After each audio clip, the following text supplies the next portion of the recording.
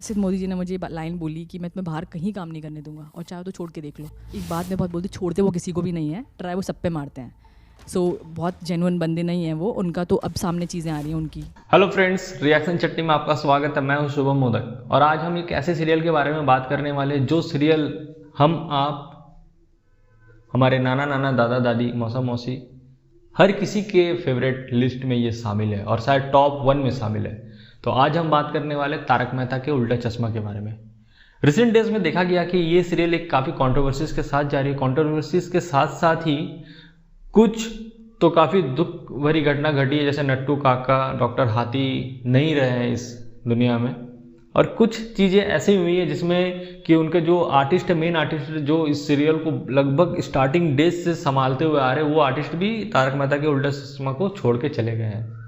इसी बीच एक काफ़ी ब्रेकिंग न्यूज़ और काफ़ी दिल को हर्ट करने वाला एक इंटरव्यू मैंने देखा जो बावरी के किरदार जिन्होंने निभाया था उनके द्वारा दिया गया है।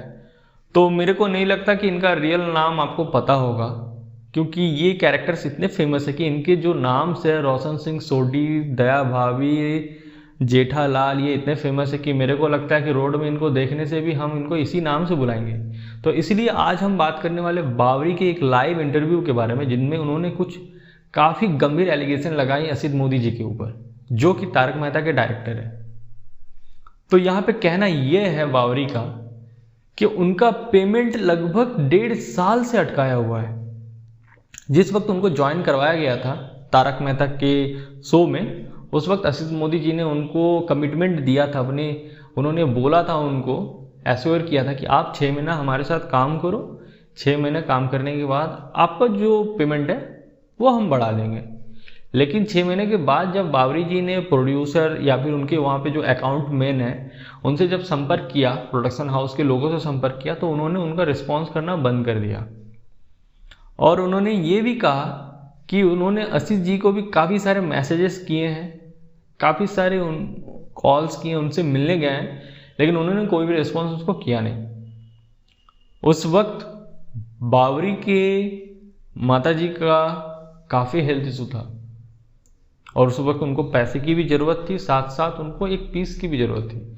लेकिन उनको बिना मतलब सेट पे बुलाया जाता था और कुछ नहीं, सिर्फ बैठाया जाता था। इस परिस्थिति में भी उनको असित जी के द्वारा उनको हॉस्पिटल से बुलाया जाता था कि आज आपका शो है, हम आपको पे कर रहे हैं तो आपको आना पड़ेगा।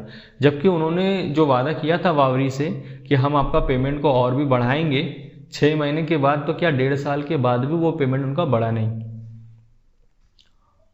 और रिसेंट डेज में सोडी जी की जो पत्नी का किरदार निभा रही थी, उन्होंने भी काफ़ी सारा एलिगेशन लगाया असित जी के ऊपर, उनके बिहेवियर के ऊपर, कि वो कुछ खास बिहेवियर उनका अच्छा नहीं है अपने आर्टिस्टों के साथ। इस चीज़ को भी बावरी ने सपोर्ट किया उस इंटरव्यू में। उन्होंने कहा कि उन्होंने उनके साथ भी ट्रैक से हटकर काफ़ी सारे बातें उन्होंने उनके साथ किया है, जिनका जवाब उन्होंने उस इंटरव्यू में कहा कि उन्होंने उसका जवाब उनको हंसी मजाक के तौर पे ही उन्होंने दिया है। लेकिन उनको लगता है कि अगर उन्होंने ये एलिगेशन असित जी के ऊपर लगाया है, अदर आर्टिस्ट अगर बोल रहे हैं, तो ये सच हो सकता है, क्योंकि उन्होंने भी इस चीज़ को फेस किया। फाइनली जब उन्होंने ये डिसाइड कर लिया कि ये शो को हमें छोड़ना, तब असित जी ने उनको धमकी भी दिया था कि हम देख लेते कि तुम किस जगह पे और किस जगह पे तुमको काम मिलता है, तुमको दोबारा कहीं काम करने लायक भी हम नहीं छोड़ेंगे। लेकिन बावरी ने इस शो को छोड़ दिया।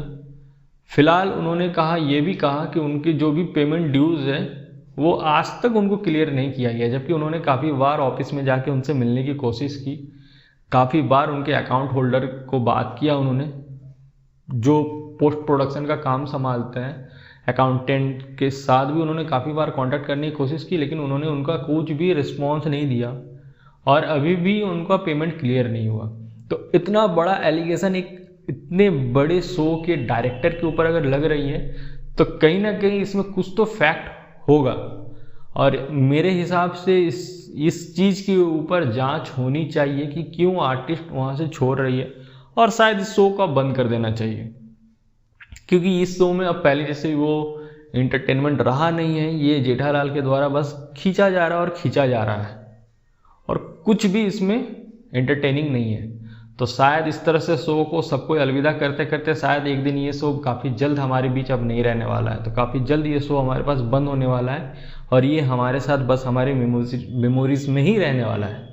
तो आपको क्या लगता है, ये सारे आर्टिस्टों का शो को छोड़ना, ये एलिगेशन लगाना बावरी के द्वारा असित जी के ऊपर, तारक मेहता के साथ भी कंट्रोवर्सी उनका हुआ, फिर तारक मेहता जी ने भी उनको छोड़ दिया, तो ये काफ़ी सारा सिचुएशन हमें नोटिस तो यही करवाता है, इंडिकेट यही करवा रहा है कुछ ना कुछ तो गड़बड़ उनके साथ है, तभी ये आर्टिस्ट छोड़ रहे हैं। तो आपको क्या लगता है आप कमेंट बॉक्स में ज़रूर बताएं, और आपको अभी तारक मेहता का शो कैसा लगता है ये भी बताएं, और पिछला क्या मेमोरीज है आपके तारक मेहता शो के साथ ये भी आप बताएं।